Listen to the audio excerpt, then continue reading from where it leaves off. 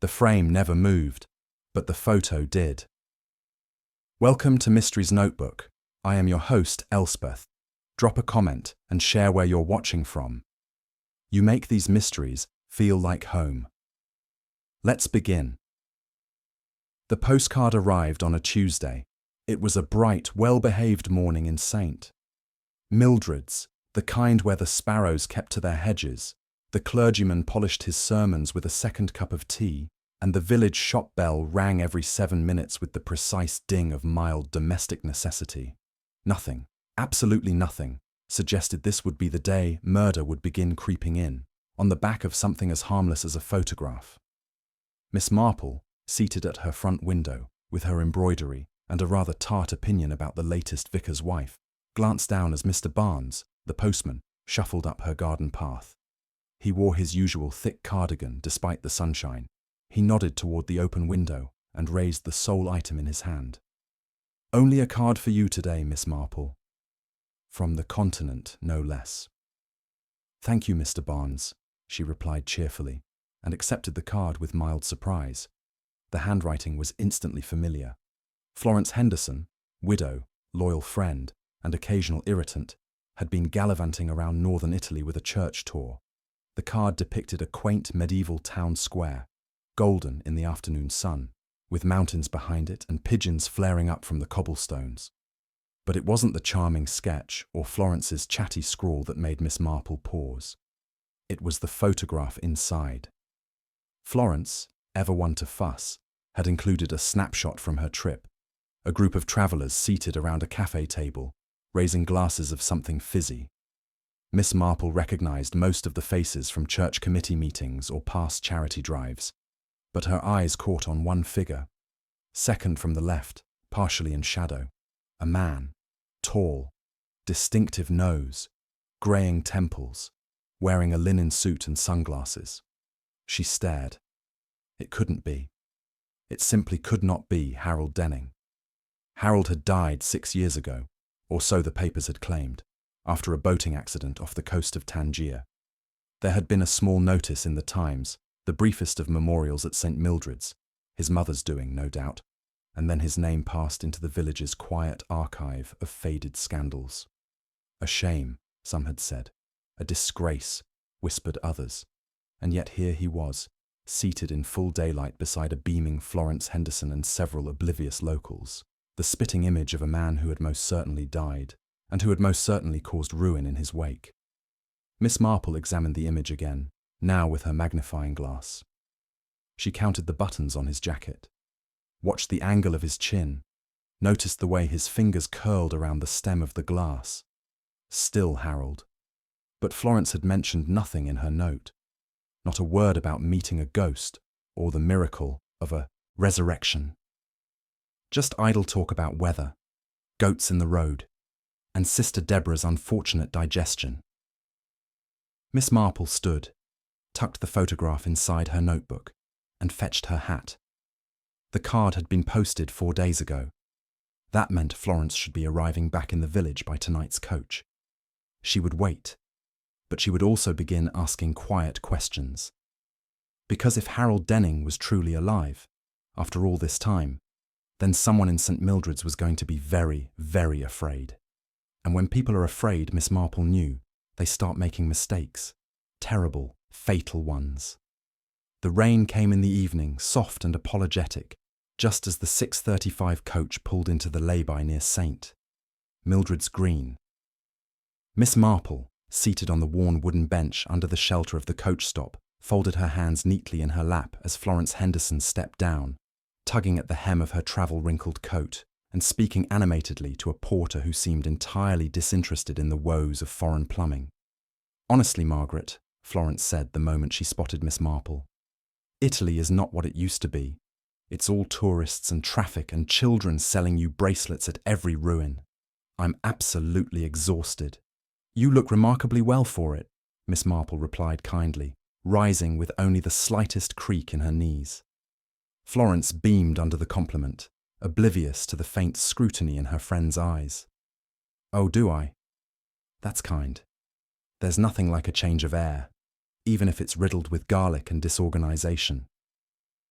They began the slow walk back toward the heart of the village, Miss Marple adjusting her pace to suit Florence's small, uneven steps. She waited until the road curved out of sight of the coach stop before slipping the photograph from her bag. "Such a lovely picture you sent. I must say, it arrived most timely. I was just admiring it this morning." Her voice was light, casual, no trace of accusation. Florence glanced at the photograph and smiled.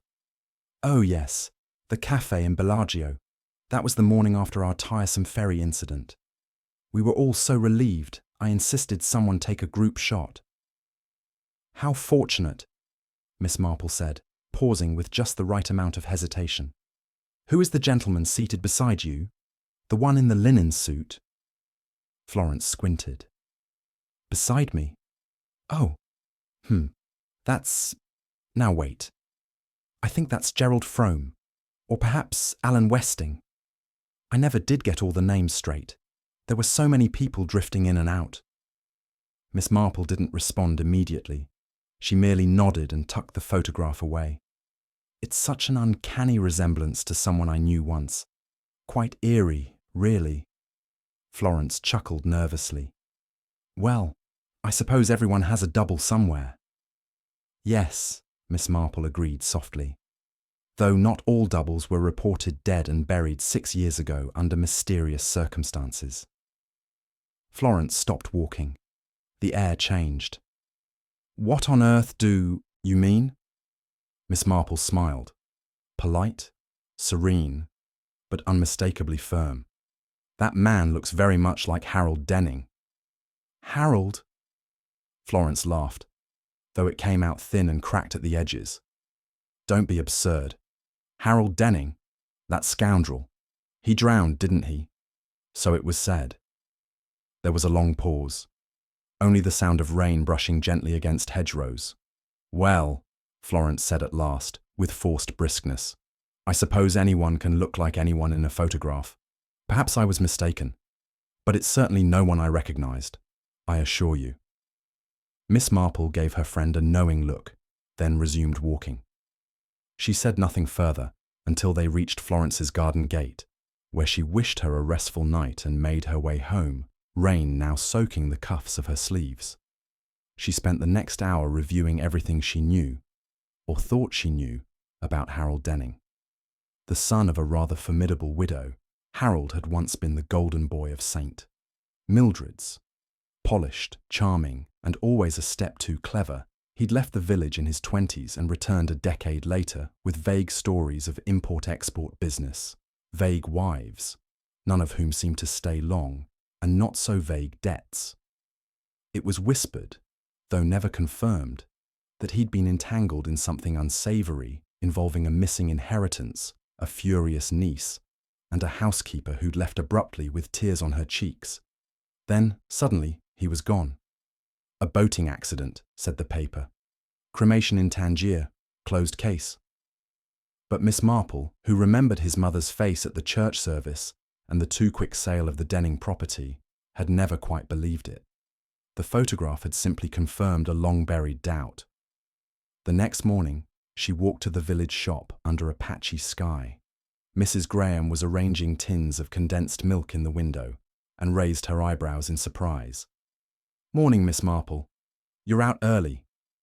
"I thought I'd catch some fresh air before the rain returned," she replied, picking up a basket. "Has anyone else from the coach returned from Florence Henderson's tour?" "Only Maureen Bell, I think. She's staying with her sister." "Why?" "Oh, nothing. Just curious if they'd enjoyed themselves." Mrs. Graham shrugged. "I heard Maureen wasn't feeling well. Something about too much sun. She's not been about much." Miss Marple thanked her and purchased a tin of sardines she didn't need.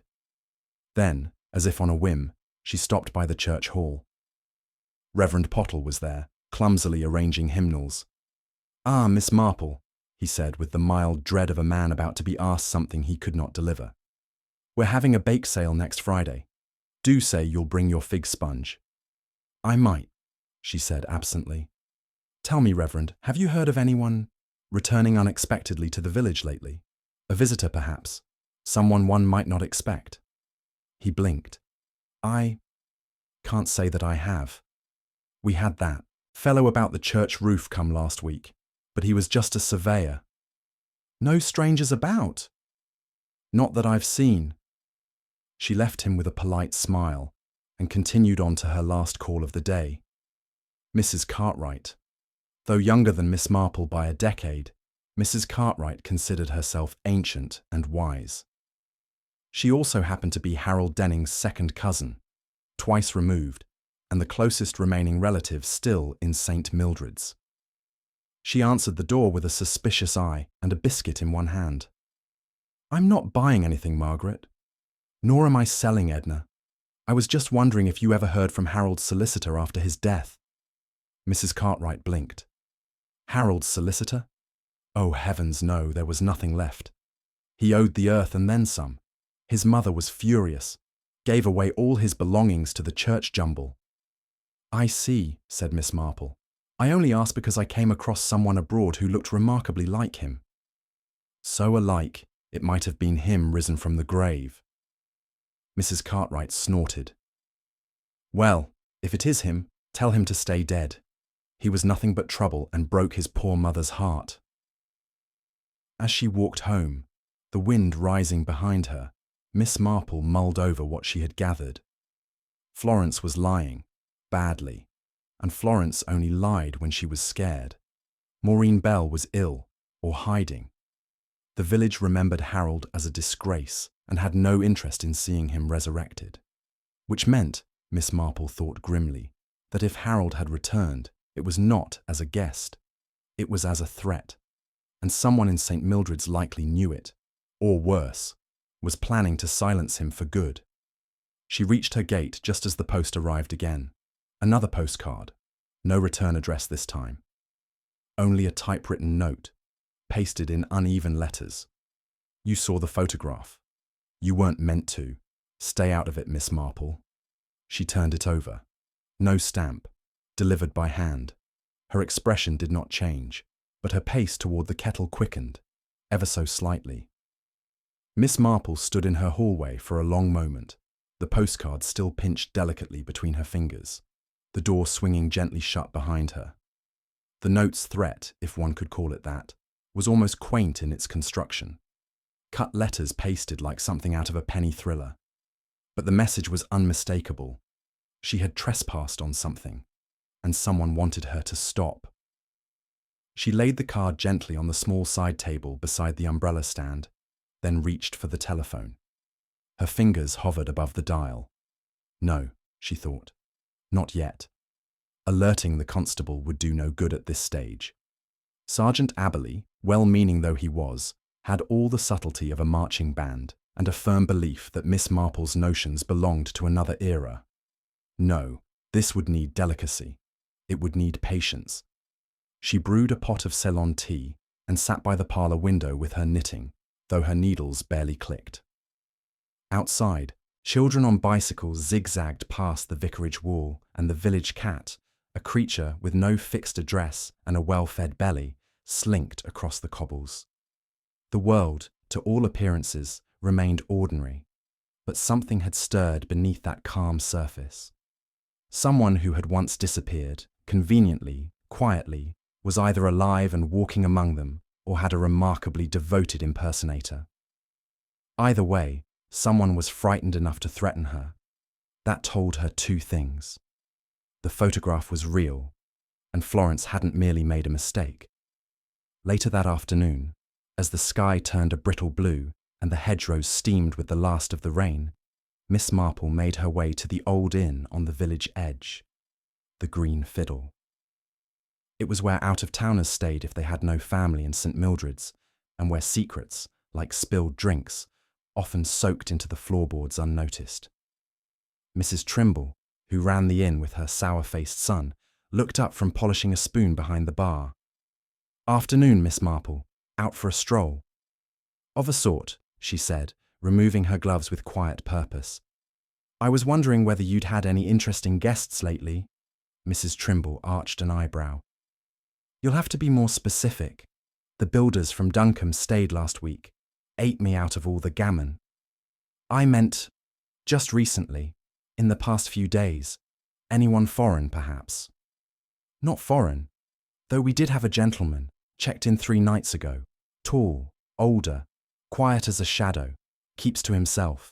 Took the back room overlooking the orchard. Paid in cash, which is unusual these days. Did he give a name? Mrs. Trimble sniffed. Said he was Mr. Henry. No first name, just Henry. Looks like he could be somebody, if you know what I mean. Military sort. There's something clipped about him. Miss Marple's eyes narrowed just a fraction. Is he in? Number. Goes out early, comes back late. Doesn't eat here. I thought it odd, but we get all sorts. Of course you do. May I leave a note for him?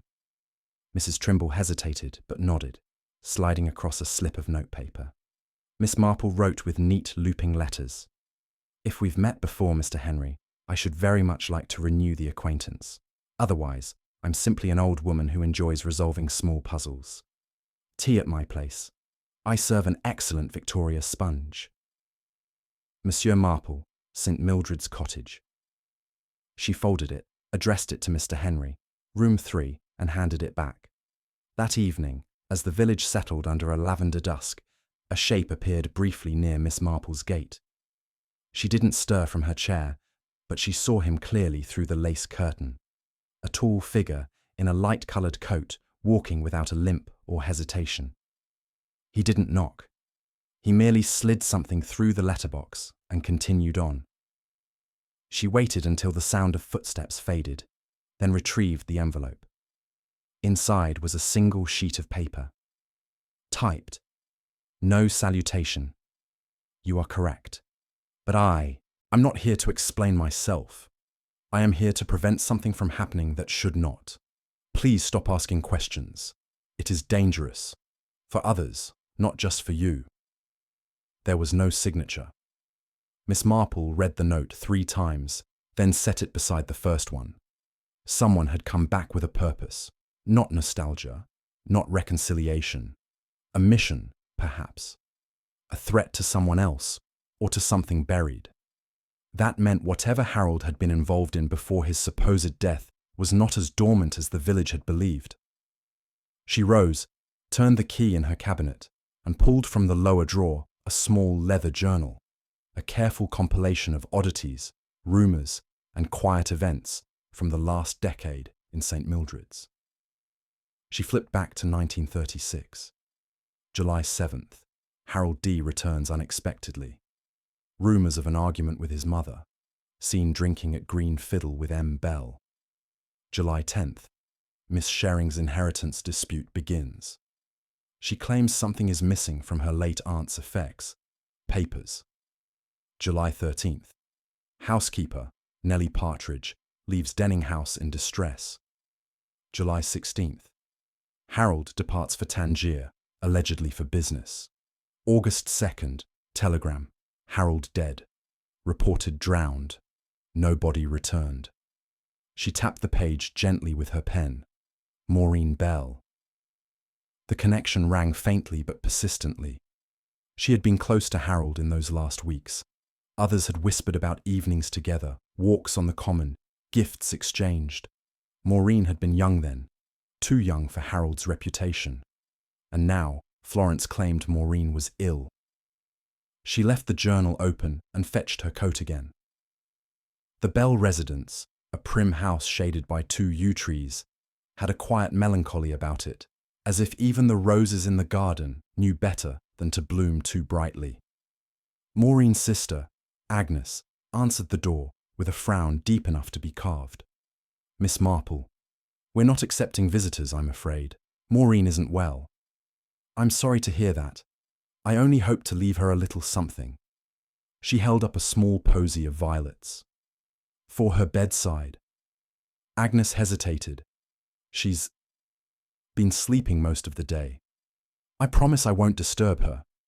With visible reluctance, Agnes stepped aside.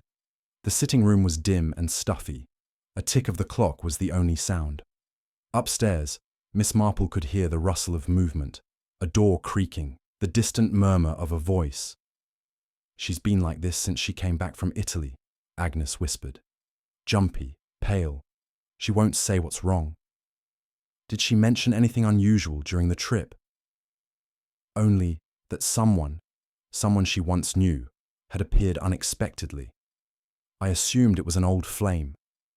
Maureen was always romantic. Miss Marple laid the violets on a side table. Did she say a name? Agnes hesitated. She said it felt like seeing a ghost. That confirmed it. Maureen had seen Harold, and it had shaken her. Agnes, Miss Marple said gently, I believe Maureen may be in danger. The words caused Agnes to flinch. From whom? From someone who believes the past should stay buried. A creak came from the stairs. Both women turned.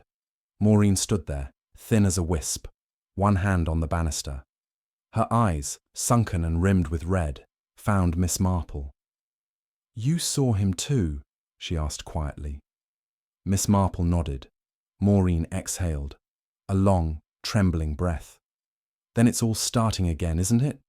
Yes, Miss Marple said, but this time I intend to finish it properly.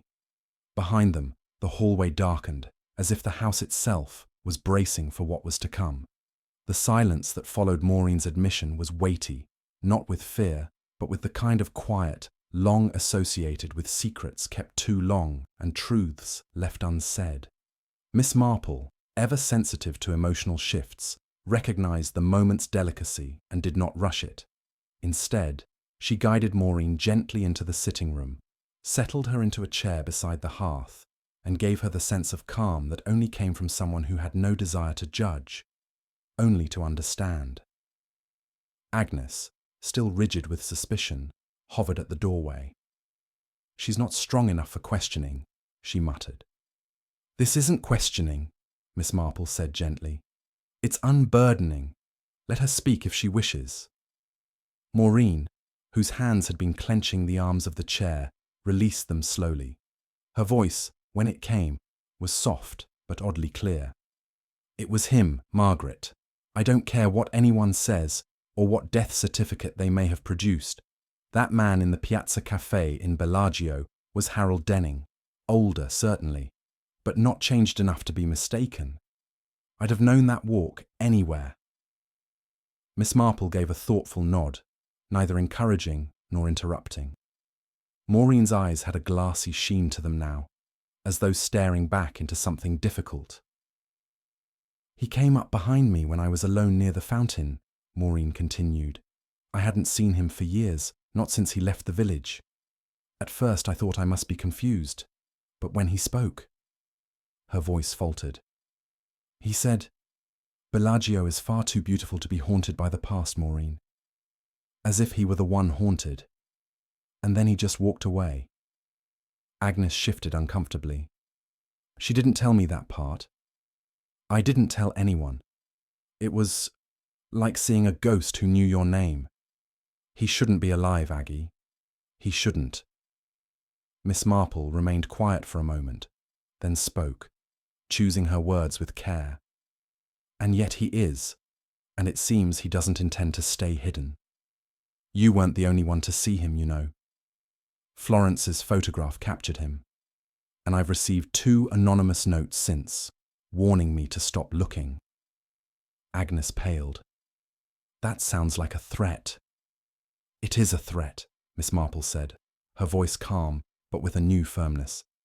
And people only threaten when they have something to lose. Maureen lowered her head. You think this is about what happened back then, don't you? I'm quite certain of it. For a long time, no one said anything. Then Maureen whispered, There's something I never told anyone. Not even Aggie. Agnes inhaled sharply, but said nothing. Maureen's gaze didn't waver from Miss Marple's. The night before Harold left, he gave me something, a small metal box. Told me not to open it, just to keep it hidden until he wrote to me. Said it contained insurance. What kind of insurance? Miss Marple asked. He didn't say. I never opened it. I buried it in the garden behind the beech tree. I was frightened. And then when we heard he'd died, I convinced myself it was all nonsense. I never dug it back up." "Is it still there?" Miss Marple asked, her tone barely above a murmur. "I think so," Maureen said. "I checked once, years ago, just to be sure it hadn't been disturbed. It was still buried then." "We'll need to retrieve it," Miss Marple said. "Tonight, if possible, before whoever wrote those notes comes looking for it." Agnes sputtered. "But it's nearly dark." "All the better," Miss Marple replied. "Less chance of being seen. Whoever is trying to cover their tracks won't expect us to act so quickly." Within the hour, they were in the garden behind the bell house, the damp air smelling of soil and overgrown thyme. The beech tree stood tall and still, its trunk grey and fluted in the low light. Miss Marple held the lantern, while Agnes, after much huffing, took up the trowel. Maureen pointed out the spot with surprising precision, as if the memory had burned into her long ago and never truly left. After 10 minutes of digging, Agnes let out a sharp gasp. The trowel struck something metallic. They worked more carefully now, brushing away the dirt until a small, rusted box emerged from the earth. It was no larger than a jewellery tin, but it was locked with a tiny clasp. Miss Marple took it gently, turning it over in her hands. "Let's take this inside." Back in the sitting room, Miss Marple examined the clasp. It was fragile from years of dampness. She slipped a thin knitting needle into the seam, and with a soft pop, the lock gave way. Inside were 4 folded documents, yellowed but intact, and 1 photograph. Maureen drew in a sharp breath.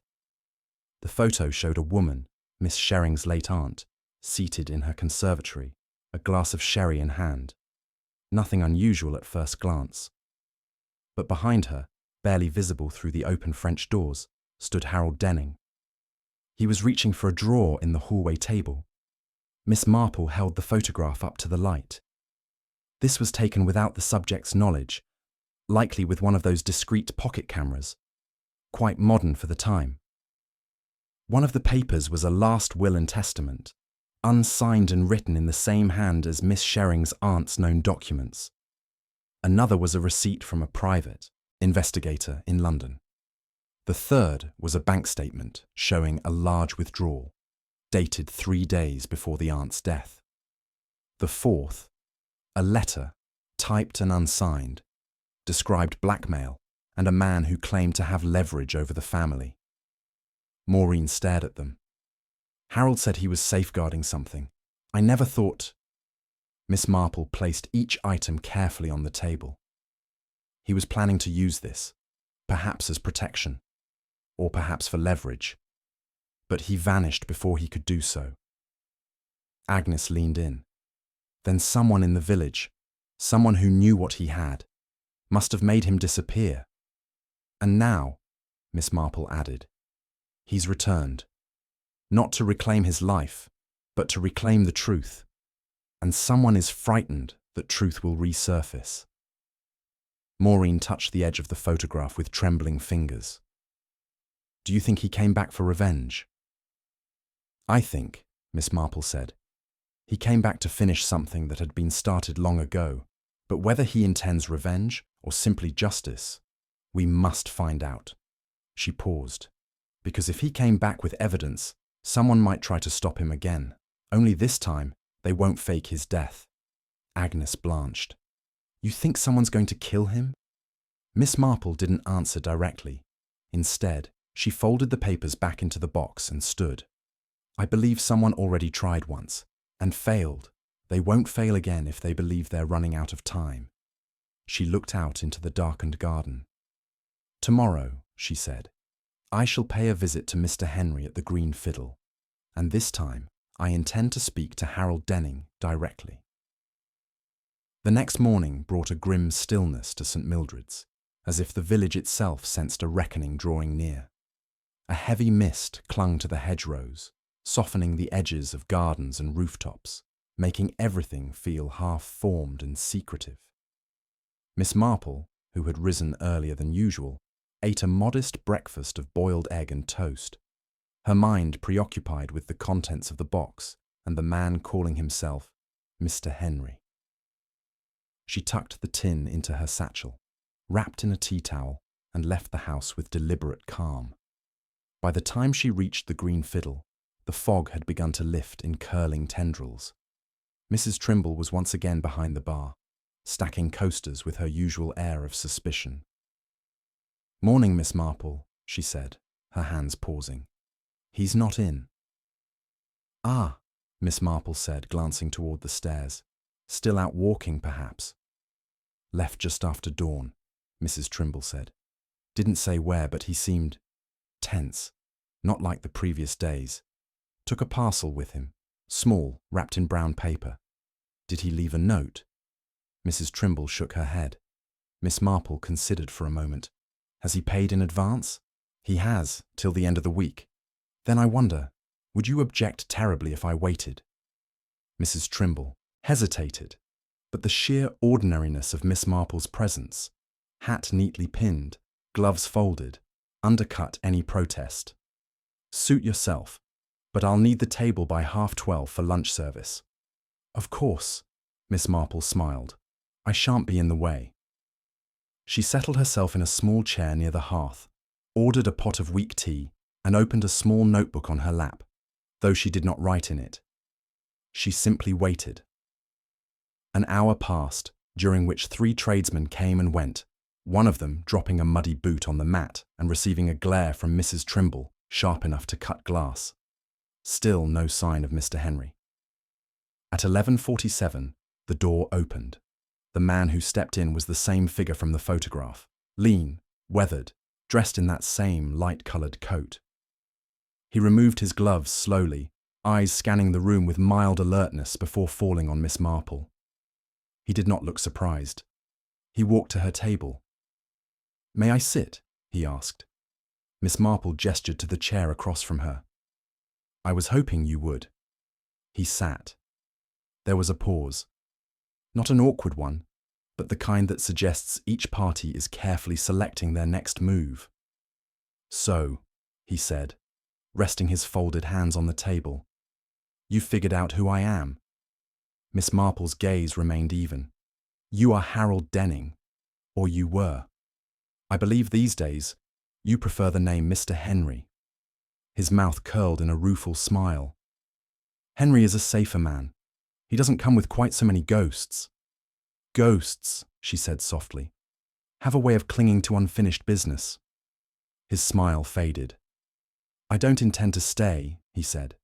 "I came to retrieve something, that's all." Miss Marple removed the satchel from her side and placed the small tin box on the table between them. "I believe this is what you were looking for." He froze, not in fear, but in surprise. An honest, unmistakable flash of it. "You opened it." "I did. It seemed prudent.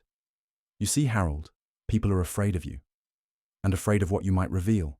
I received warnings, 2 in fact, one delivered in person." His jaw tightened. "Then I've waited too long." Miss Marple folded her hands in her lap. "The photograph of you in Bellagio was sent back here, a harmless inclusion in a postcard, yet it triggered something. Florence pretended not to recognize you. But Maureen did. She remembers what happened that summer." Harold's face darkened. "She was never meant to be involved. I trusted her because she was the only innocent one left." "You trusted her with this box?" "Yes," he said quietly, "because I was afraid someone would kill me. They nearly did. I faked the drowning with help from someone I paid handsomely. A body was never recovered, because there wasn't one. I vanished. I spent years abroad under different names, trying to survive without drawing attention. And now you've come back. I learned Miss Shering's estate was being contested again, that the family was pushing to suppress an unsigned will. I knew if I didn't come back now, they'd bury the truth for good." Miss Marple studied him carefully. "You're not here for justice. Not entirely. You're here because you've run out of money."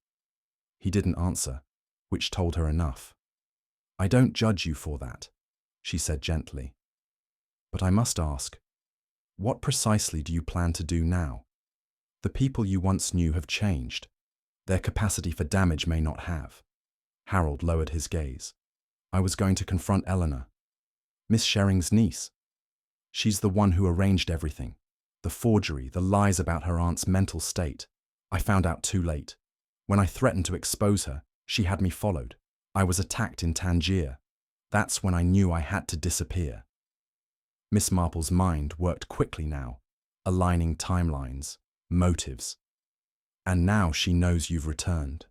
Yes, I saw her yesterday, in London. She followed me back here. Miss Marple's expression remained composed, but inside, the pieces clicked. Eleanor Sherring was in St. Mildred's. Harold, listen carefully. If she's here, then someone in this village is working with her. You must not go anywhere alone. He stiffened. I can't stay. Not here. If she's desperate enough. She is. I know that kind of desperation, and I suspect she's watching already. Harold glanced around the inn, but it was empty now, except for Mrs. Trimble and a boy wiping down a window. Still, his discomfort grew visible. I need to go, he said suddenly, rising. I have a car at the edge of the village. Miss Marple rose too. Then take the back lane. Use the old track behind the mill. Don't return to the Green Fiddle tonight. Go to the parsonage. Tell Reverend Pottle I sent you. He'll hide you, however odd your story sounds. He hesitated.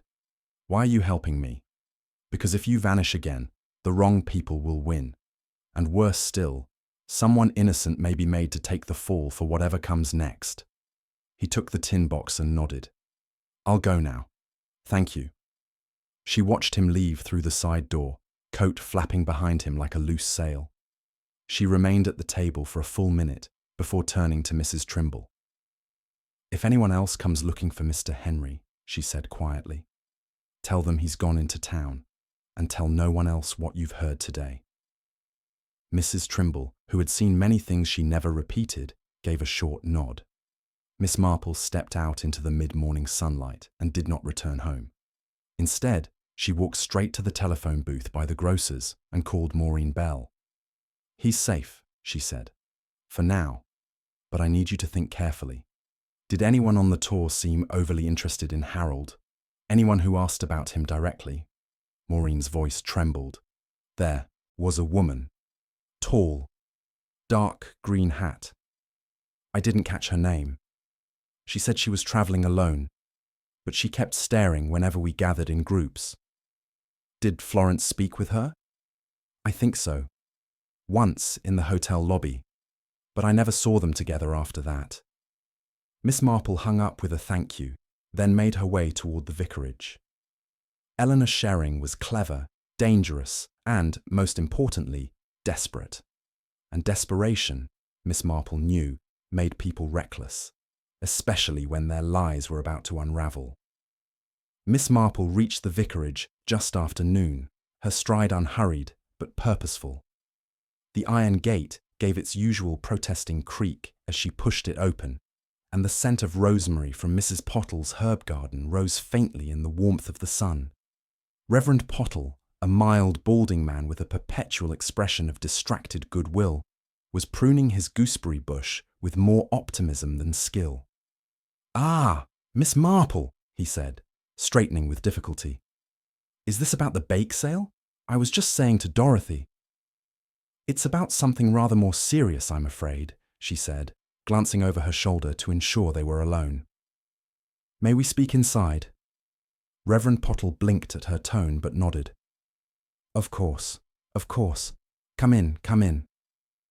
Inside the vicarage, the drawing room smelled of furniture polish and distant sermons.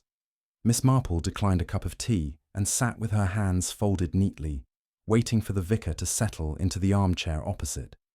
I need to ask for your discretion, she said. A man is in danger, and I believe you may be able to help ensure his safety. You mean Mr. Henry? The vicar asked with mild surprise.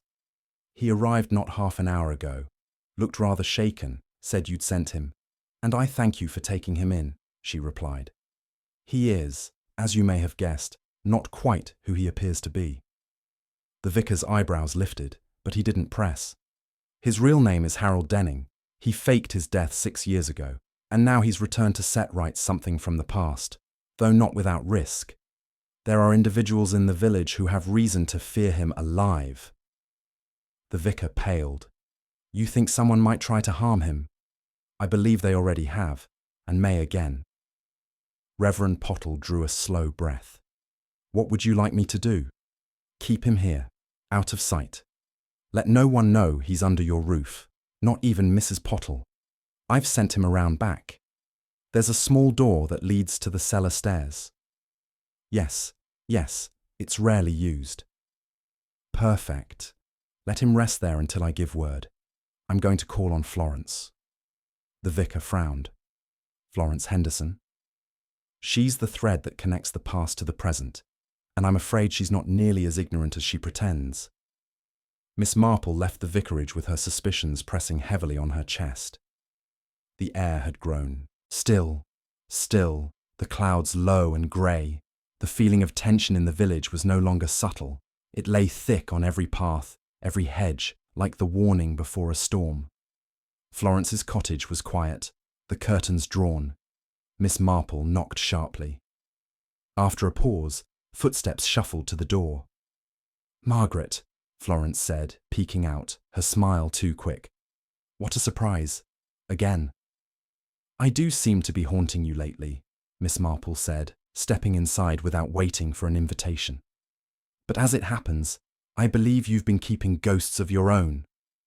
Florence blinked. I don't know what you mean. Miss Marple closed the door behind her and turned. I think you saw Harold in Italy, and I think you recognized him. Yet when I asked, you pretended not to. Why? Florence's mask cracked for the first time. I was frightened. Of him? Florence hesitated. Not exactly. Of what it meant. Florence, Miss Marple said gently. Someone from the tour was asking about Harold. A woman. Tall, green hat. Travelling alone. Sound familiar? Florence's breath hitched. She called herself Miss Reeves. Said she was a writer. We had lunch once. She asked me so many questions. About the group. About who knew who. I thought she was just curious. Did she mention Harold by name? No, Florence said, but the tremor in her voice betrayed her. She asked if anyone had joined us late, if anyone avoided group photos. Where is the green hat now, Florence? I don't know. I haven't seen her since we returned, but yesterday there was someone outside my house, watching. I drew the curtains and pretended I hadn't noticed. Miss Marple stepped closer, her voice now firm. Florence, if this woman is Eleanor Shering, and she suspects Harold is here, she will do anything to find him. And you've placed yourself in the middle. I didn't mean to, Florence cried. I thought it would all go away if I just kept quiet. But she knew I recognized him. I saw it in her eyes. Then we must act quickly, Miss Marple said. Where did you last see her? Florence thought. She said she was staying at the Red House in Duncombe, just a few miles off. Miss Marple nodded. Stay here. Do not speak to anyone. Lock your doors. If anyone calls, tell them you've taken ill. Without waiting for further reply, she left, heart thudding. The Red House was a private boarding house, discreet and old-fashioned, perfect for someone hoping to stay unnoticed. She returned home long enough to change into her darker coat, then caught the midday bus to Duncombe, which trundled through the lanes at a pace that felt agonizing. At the Red House, a heavy-set woman in a dusty apron greeted her from behind a ledger. Looking for someone? She asked, eyeing Miss Marple's hat. Yes, Miss Marple said sweetly. I was meant to meet a friend here, Miss Reeves, tall, elegant. Wears a dark green hat. Oh, her. The woman pursed her lips. Checked out this morning. Didn't leave a forwarding address. Miss Marple's smile didn't waver. Curious. Did she say where she was going? Though she was in a rush, barely touched her breakfast, left with a suitcase and a handbag. Did she leave anything behind? The woman thought, then shrugged. Just an umbrella. Room's not been turned down yet. Miss Marple reached into her reticule and drew out a 10-shilling note. Might I have a quick look? The woman hesitated, then took the note with a slow hand and gestured upstairs. The room was sparse. Single bed, oak dresser, armchair by the window. But something about it felt restless, as though its last occupant had paced in the night. Miss Marple's eyes moved over the surfaces quickly, then paused on the wastebasket. Inside were scraps of paper, most torn beyond recognition, but one fragment bore part of a typed name. Rev. Edgar P. She stared. Not Reverend Edgar Pottle. No, it had been part of a letterhead. She dug deeper. Beneath the papers, she found a folded map of St. Mildred's. A single location was circled in red ink: the vicarage. Miss Marple's mouth tightened. Eleanor knew. She left at once, walking swiftly through the village and catching the return bus with 5 minutes to spare. The ride back was torture. Every bend in the road seemed to conspire to slow them, every sheep on the lane a cruel interruption. She reached the vicarage at 4:15. The door was ajar. Her pulse quickened. Inside, the sitting room was empty. The hallway silent. She called out softly, "Reverend Pottle." No answer. She moved toward the back of the house, to the cellar door. It was open. She descended the steps cautiously. The cellar was dim, but in the corner she saw movement, a slumped figure. "Harold?" He looked up, dazed but unharmed. "Miss Marple?" She rushed to him. "Are you all right?" "She was here. Eleanor. She found me. I didn't even hear her come in. She drugged the tea." Miss Marple helped him to his feet. "She's gone now, but not far. She wouldn't flee without being sure." "We need to stop her," Harold muttered.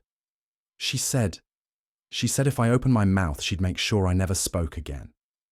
"And I believe her," Miss Marple said, "which is why we must set a trap, one she won't expect. She's playing the final move, but she's misjudged her opponent."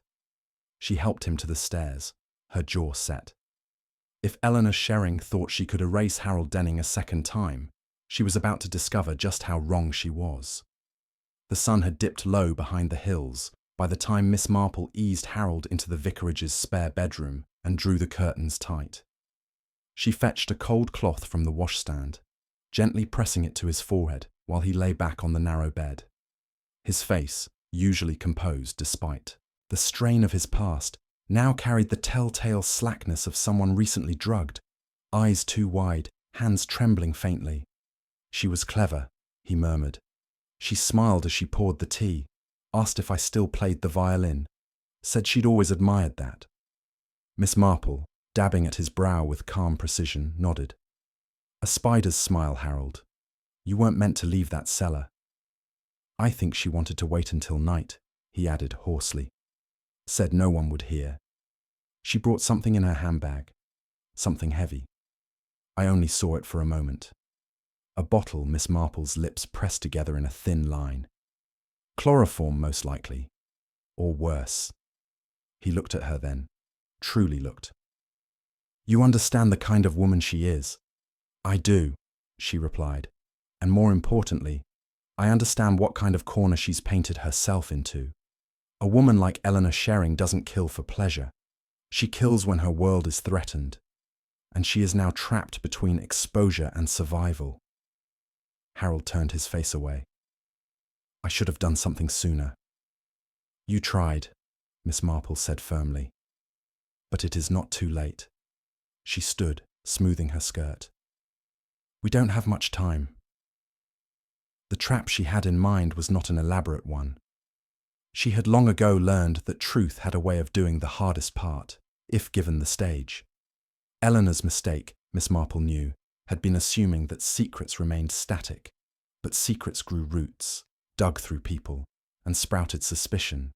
And right now, enough villagers had been touched by Harold's sudden reappearance, Maureen's illness, Florence's nervousness, and her own quiet movements to know that something big was afoot. She went first to the telephone in Reverend Pottle's study and rang Florence Henderson. "You must write her a note," Miss Marple said quickly. "Make it sound natural. Say you saw Harold. Make up something small. Say he asked to meet. Invite her to the chapel ruins at dusk. That place where the path forks. Sign it with your name." Florence was silent a moment. "You're using me as bait." "No, Florence. You're offering her a choice. Come quietly, or come into the open with others watching." Florence exhaled. "You think she'll fall for it?" "She has no time left for patience. If she believes Harold still walks about, she'll come." Florence promised to deliver the note discreetly through the innkeeper at the Red House in Duncombe, who still hadn't realised who Miss Reeves truly was. Miss Marple, meanwhile, prepared the second half of her plan. She visited Constable Spence. The constable was a slow-talking man with ears that turned red when flustered, and a general distrust of anything that didn't come with paperwork. But Miss Marple knew how to guide him. "I'm not asking for an arrest," she said gently, seated on the hard wooden chair across from his desk. "I'm simply suggesting that a quiet presence near the chapel ruins tonight might be prudent." Spence squinted at her. "On what grounds?" "An overdue reckoning," she said, "and a woman with much to lose." He sighed, rubbed the bridge of his nose, and finally nodded. "I'll come myself, but if this turns out to be another one of your intuition walks, Miss Marple, I'll owe you a slice of Victoria sponge," she said sweetly, "and my recipe." That evening, as the light dwindled and the sky turned the colour of old slate, Miss Marple walked the gravel path out toward the ruins. It was an old place. Once a chapel centuries ago, now just 4 moss-covered columns and a broken arch of stone. The perfect spot for a secret meeting, with enough cover for the listener and enough openness for a trap. She was not alone for long. The constable arrived first, keeping low behind the brambles. Then, quietly, Maureen Bell appeared at the edge of the trees, pale but steady. Miss Marple had asked her to be there, to stand as a witness, not just to Eleanor's actions, but to Harold's truth. No one else alive had known the full extent of that summer long ago. They waited. At exactly 8:05, footsteps crunched along the gravel.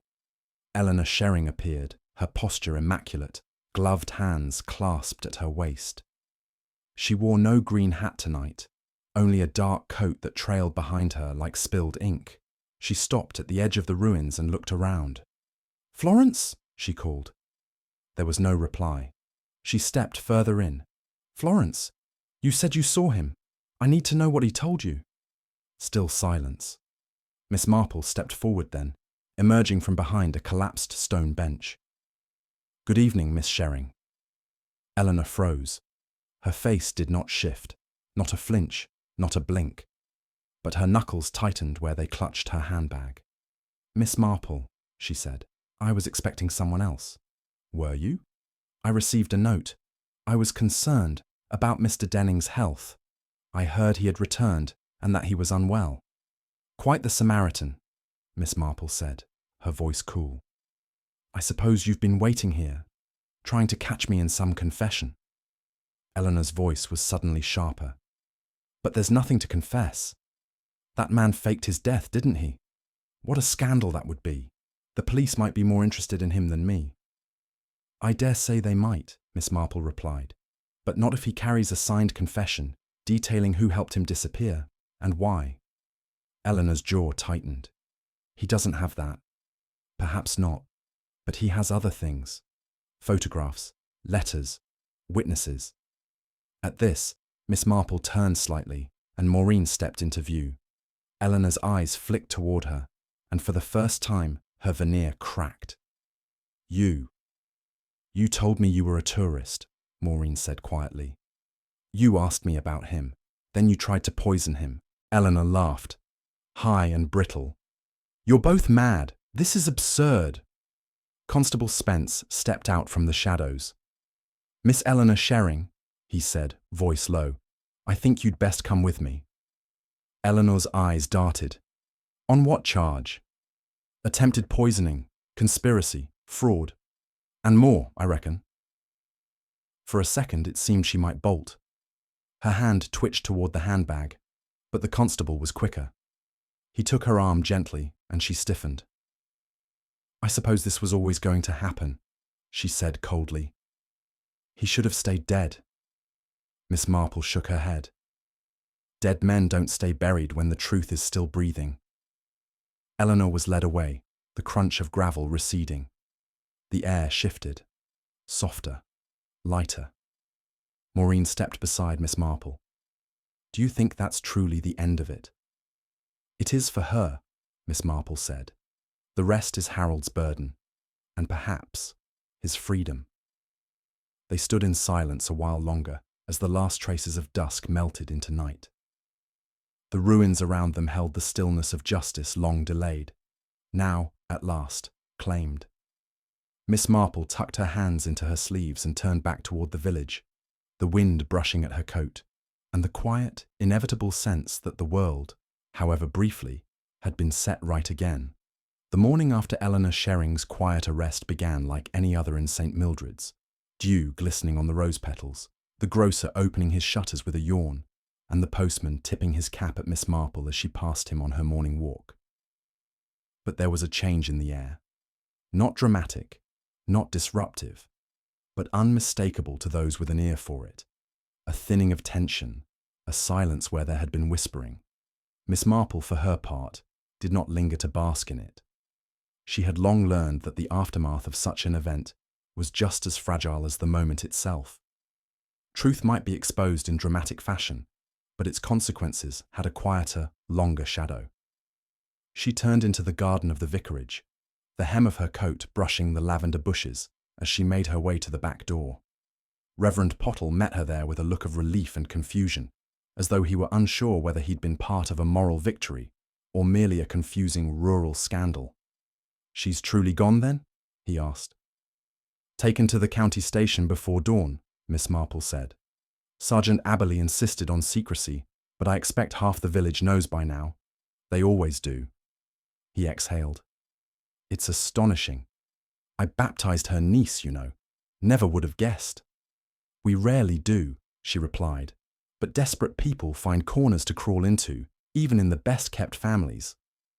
They moved to the kitchen, where Harold sat at the small pine table, both hands wrapped around a steaming mug of tea. His colour had returned somewhat, and though his shoulders still carried the stiffness of a man long hunted, there was now a depth to his gaze, a kind of peace beginning to creep in. I suppose I owe you more than I can express, he said, as Miss Marple sat opposite him. Not at all, she replied. Though if you're inclined to do anything truly generous, consider staying long enough to give a proper statement. He chuckled faintly. Spoken like a true witness for the prosecution. Simply a friend of justice, she said, smiling, and of stories finding their rightful endings. There was a pause. The ticking of the clock over the mantelpiece filled it. I didn't come back with noble intent, Harold said finally. I thought I did. But when I saw her, Eleanor, I realized I still carried the old fear. I wanted leverage, not resolution. I wanted to be safer than I had been. I didn't trust anyone, not even myself. Then you've done well, Miss Marple said. You were afraid. And yet, you stayed. That is not cowardice. That is transformation. He looked at her, something clearing in his expression. I want to speak to Maureen, he said. You should, she replied gently. But be kind. She carried your secret for years. And silence. Well, it does different things to different people. Later that afternoon, Miss Marple walked with Harold to the Bell cottage. The air smelled of cut grass and new beginnings. Maureen met them at the door, her eyes cautious but no longer shadowed with doubt. She stepped aside without a word, allowing Harold to pass. Miss Marple remained on the garden path, deliberately out of earshot. Some reckonings, she knew, belonged only to the people who had lived them. She stood near the beech tree, the very spot where Maureen had once buried the box that had reignited this entire chain of events. Now the soil was disturbed, the earth cracked slightly, like a scar healed but still visible. After some minutes, Harold emerged. He looked pale again, but softer, as if some burden had lifted. Maureen followed behind, silent. They didn't speak as they stood beside Miss Marple, but Maureen gave a small, almost imperceptible nod, and Harold's shoulders slackened. "I think," he said, "I may go to London.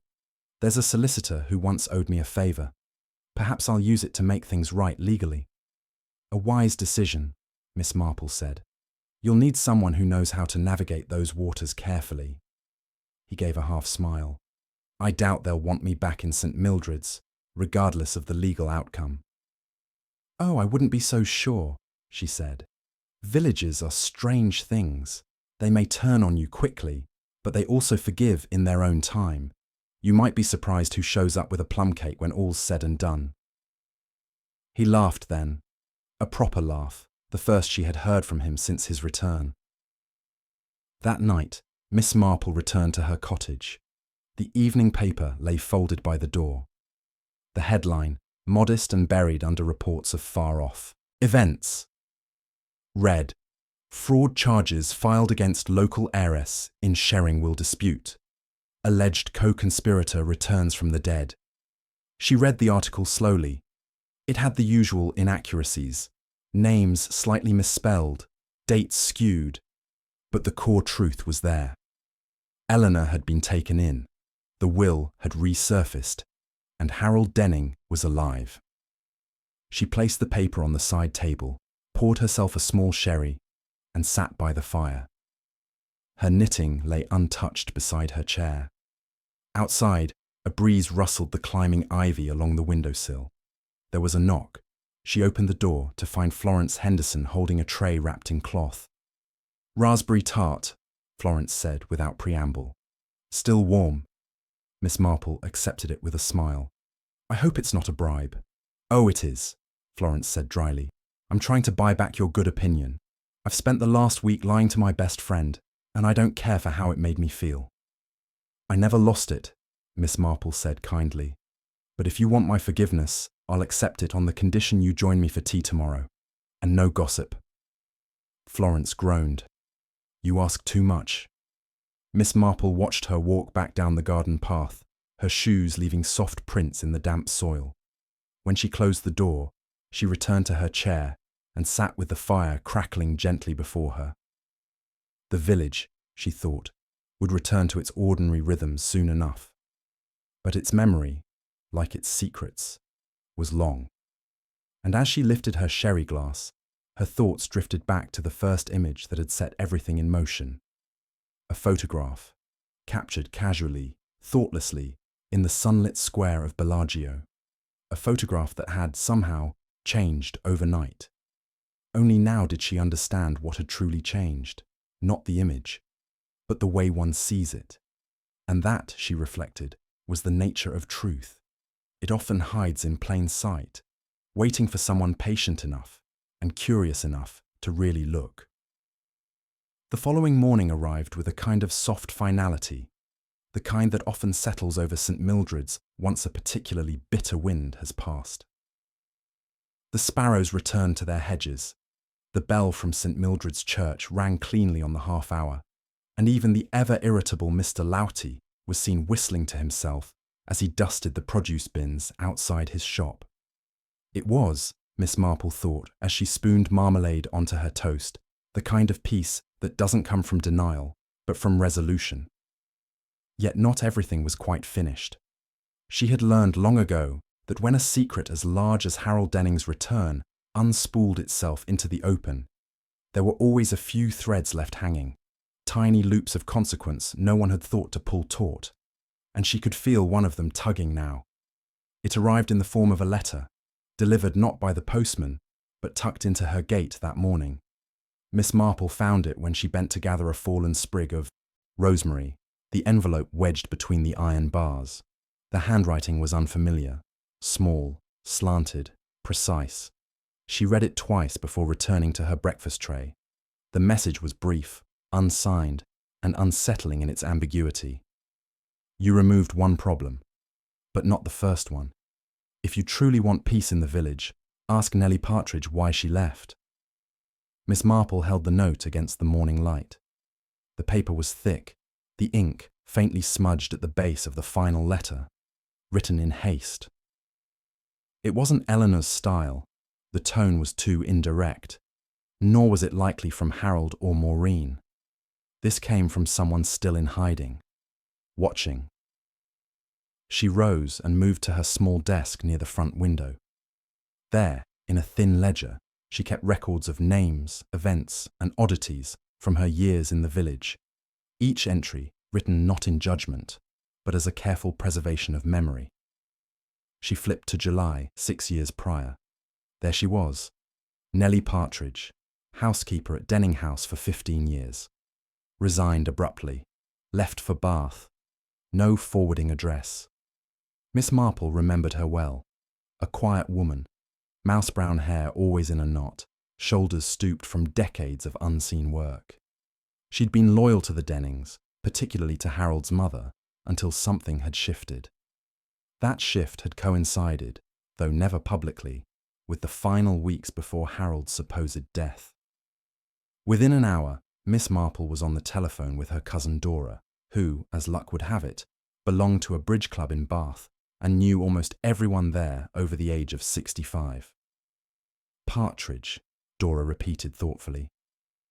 Yes, there's a Nellie Partridge at St. Catherine's Home for Women. Not quite in Bath, more toward Weston. Retired some years ago, keeps to herself, I'm told. Do you think she'd accept a visitor? If she knew it was you, Dora said, I'd say yes, or at the very least, she wouldn't run. The train to Bath was uneventful. Miss Marple passed the journey alternating between crochet and thought, her mind carefully tracing the lattice of events as they now stood. Eleanor's arrest, the rediscovered will, Harold's slow re-entry into society, all those pieces fit. But the anonymous letter suggested something deeper, something earlier, something Harold himself perhaps didn't understand. She arrived at St. Catherine's shortly after noon. The home was a pale stone building with ivy clinging desperately to its sides and rows of mismatched geraniums blooming beside the footpath. Inside, a matron greeted her politely and agreed to summon Miss Partridge to the garden terrace. Miss Marple waited on a bench overlooking the trimmed hedges and lilac trees. When Nellie Partridge appeared, she looked older but not diminished. Her eyes, still keen, met Miss Marple's with a flicker of recognition and wariness. I wondered if you'd come one day, she said as she sat beside her. I'd hoped perhaps you wouldn't. You were mentioned, Miss Marple said gently, in connection with a letter that implies something, unfinished. I thought you might wish to clarify. Nellie folded her hands in her lap, the knuckles pale and stiff. You've always had a way of stirring up quiet water, Miss Marple. Not for pleasure, she replied. Only when someone's drowning beneath it. There was a long pause. The wind lifted a strand of Nellie's hair from her temple. I left because I saw something I shouldn't have, Nellie said at last. Something that terrified me and shamed me. Miss Marple said nothing. Let the words arrive on their own. Mrs. Denning had been in poor health that spring, bedridden more days than not, but sharp in the mind even to the end. She confided in me, told me Harold had been pressuring her for control of the family trust. She'd refused. He'd made a scene. She said she feared what he might do. Miss Marple nodded slowly. And then one evening, Nellie continued, voice quieter now, I went to her room and found him there, standing by her bed. She was asleep, or unconscious. I'm not sure which, but his hands were in her drawers. He was holding a paper, a signed letter, I think. When he saw me, he smiled, said he was just organizing the old girl's things. But I knew. Nellie's hands trembled faintly. I didn't say anything at first. I was afraid. But the next morning, Mrs. Denning was gone, dead. It was called natural causes. She had been weak, after all. But I don't believe it. I never did. Did you confront him? I tried, Nellie said, eyes hard now. He told me I was mistaken, that I'd imagined the paper, that I'd misunderstood everything. He said if I made trouble, it would only bring scandal, and I'd be the one blamed for letting a sick woman die. So I left. I packed in the night and took the first train. Miss Marple was silent for some time. "Why didn't you come forward when he died?" she asked softly. "I thought justice had come for him," Nellie said, "and I didn't want to open the wound again. I thought it would be buried with them both." Miss Marple exhaled. "But now he's returned." Nellie nodded. "And you see, the others, Eleanor, Maureen, Florence, they all think they know what happened. But the real story started earlier, with a mother's will, with a paper that disappeared. And you think Harold may have taken it?" "I know he did. What I don't know is whether it was to help someone or himself." That evening, back in St. Mildred's, Miss Marple sat at her writing desk and composed a letter, not to the police, nor to the solicitor handling the will, but to Harold himself. She wrote plainly, clearly, without condemnation. She told him what Nellie had seen, and she asked him to explain, not for her sake, but for the sake of what might still lie ahead. For the next day would not just be about Eleanor's trial. It would be about whether Harold Denning's second life would be founded on truth or on another carefully buried lie. The reply came early the next morning. Miss Marple was in the garden pinching back the marigolds when she heard the gentle clink of her letterbox. She didn't rush to the door. She never did. Some things came clearer when approached slowly. The envelope bore no name on the front, just her address in Harold's careful, slanted hand. She opened it at the kitchen table, steam from her teacup curling faintly along the edges. The note inside was short, no more than half a page, but it was not evasive nor defensive. It was, at last, honest. "Margaret, I have read your letter more than once, and I thank you for your gentleness in writing it. There are things I've avoided naming, even to myself, and your words have made that impossible now. The night my mother died, I did indeed take something from her drawer. It was a letter she had written, not a will, not quite, but close enough. It revoked certain provisions in her formal will and gave discretion over the trust to a charity. She had grown tired of my requests, my failings, and she no longer believed I would use the money wisely. But I didn't kill her. I swear that on everything I still have left." She was sleeping, deeply, soundly, the way she hadn't in days. I told myself I would return the letter the next morning. I only meant to read it, to understand what she was about to do. But she never woke. When I left her room, I was angry, ashamed, not at her but at myself, at the man I had become. I burned the letter. I still regret that. Nellie saw me, I know now. I wondered for years if she had, but she said nothing, and I let her disappear without asking. I suppose I knew I couldn't bear her disappointment either.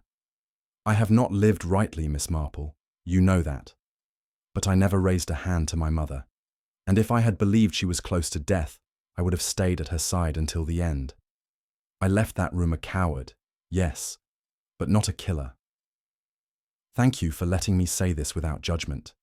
I don't expect the village to welcome me, but I would like them to know I came back, not to claim what was never truly mine, but to make peace with it.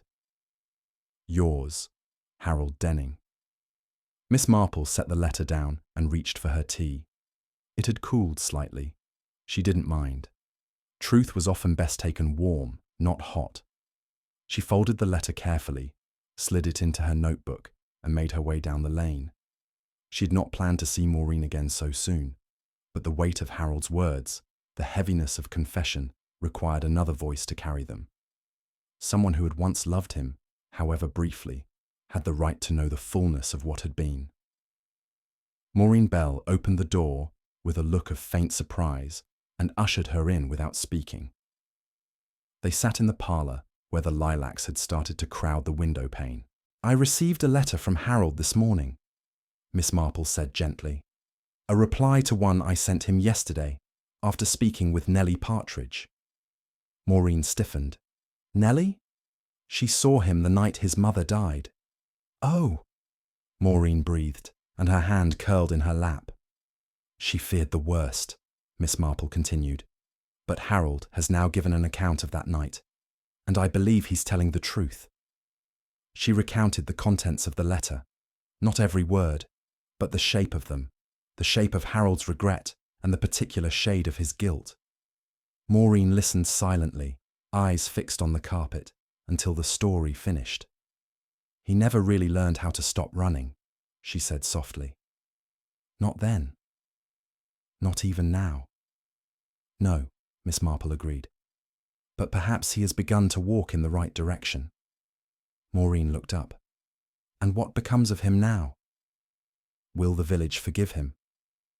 "That's never a certainty," Miss Marple said. "But I think they'll tolerate his presence, and that's more than most exiles receive." That evening, the parish committee met in the church hall for their regular gathering, an unassuming event of tea cakes and grumbles about hymn selections. Miss Marple arrived early and took a quiet seat at the end of the long oak table. She hadn't intended to speak, but as conversation dwindled into murmurs, she stood. "There's something I feel ought to be said," she began, her voice carrying more clearly than expected. "You've all heard by now that Harold Denning is alive, that he returned under another name, and that certain unpleasant truths have come to light." There was a ripple of unease, half interest, half disapproval. "I do not intend to excuse his choices," she went on. "He made many poor ones. He caused pain to more than one person in this village. But he has also suffered. He has come back not to reclaim fortune, but to face what he once fled. That in itself is a kind of courage." Old Mr. Holloway, who had served with Harold's father in the Great War, cleared his throat. "And the death of his mother? Natural," Miss Marple said, "though unaccompanied. He made a mistake, but not a crime. There's a difference, and he's ready to answer for the former." Someone else asked quietly, "And Eleanor Shering?" "She will stand trial," Miss Marple replied. "The evidence is sufficient, and her solicitor has already begun negotiations. That chapter is closing." There was no vote, no grand announcement, just a shift in the air, an exhale, the kind of pause that signals a community softening its stance without declaring it. Later, as the meeting dispersed and the chairs scraped gently across the floor, Florence Henderson came to stand beside Miss Marple. "You've done something remarkable," she murmured, "though I don't expect you'll admit it." "I've simply tried to hold a mirror up to the truth," Miss Marple said, "even if it had to be cleaned a few times first." As she walked home under the soft glow of the gas lamps, the streets quiet and the breeze lifting the leaves in the gutters, she found herself thinking again of the photograph, the one Florence had sent, that chance snapshot in Bellagio. It had seemed so ordinary at first, just a holiday scene, and yet it had changed everything, because that was the truth of it, wasn't it? Not the photograph itself, but the context around it, the eye that sees, the mind that remembers, the heart that dares to say, "Something here is not quite right." Miss Marple reached her gate, paused to breathe in the scent of the evening rain on the lilac bush, and stepped inside. She had always believed that the past never truly vanished. It lingered in drawers and photographs, in half-buried boxes beneath beech trees, in the silence of those too ashamed to speak. But sometimes, when given a chance, it could be faced. And when faced, not erased, not punished, but truly understood, it could loosen its grip on the present, allowing those who remain to step forward, not into forgetfulness, but into something quieter, something like peace. The letter came a week later, on a calm Thursday morning that smelled faintly of apples and dusted lilac.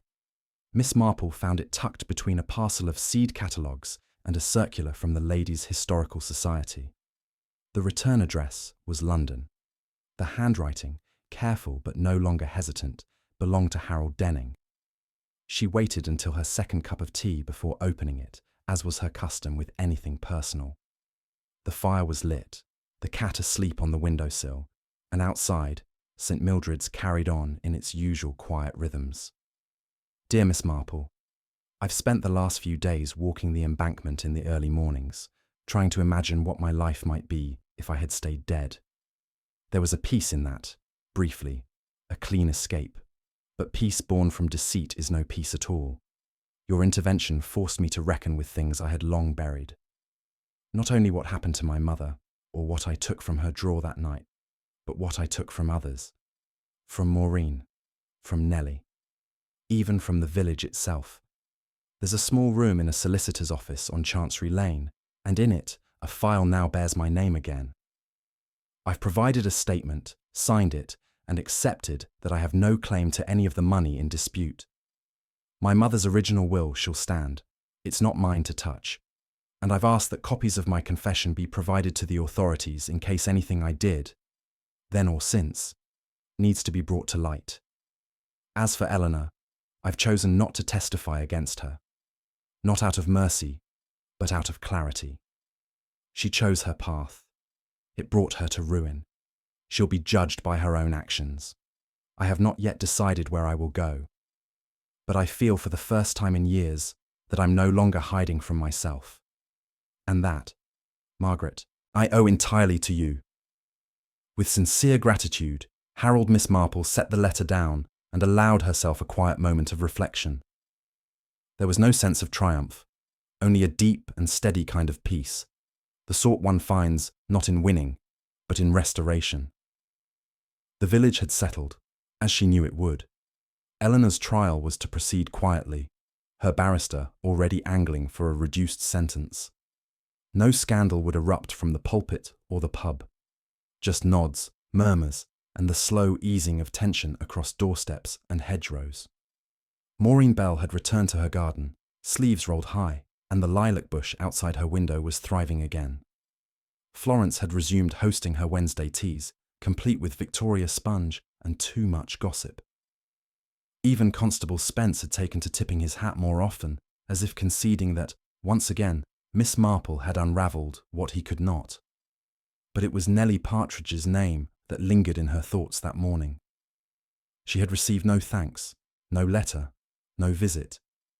Just silence. But Miss Marple understood. Some people needed distance. Others needed forgetfulness. Nellie had done her part. That was enough. That afternoon, as the sun slipped through the trees behind the church and painted the cobbled lane in amber, Miss Marple took out the photograph, the one from Bellagio. She had kept it, though its mystery had long since dissolved. There they were, Florence, smiling, Maureen, mid-laugh, and Harold, just off to the side, eyes half in shadow. The image had not changed, but her understanding had. The photograph had never captured a ghost. It had captured a man teetering between who he had been and who he might yet become. Miss Marple returned the photograph to its envelope and placed it in the bottom drawer of her writing desk. She closed the drawer gently, as if sealing a chapter, and turned back to her embroidery, where a rose was slowly blooming in careful stitches along linen. Outside, the bell rang for evensong, and within, Miss Marple, ever watchful, ever kind, stitched quietly in the comfort of knowing that for now at least, all was well in St. Mildred's.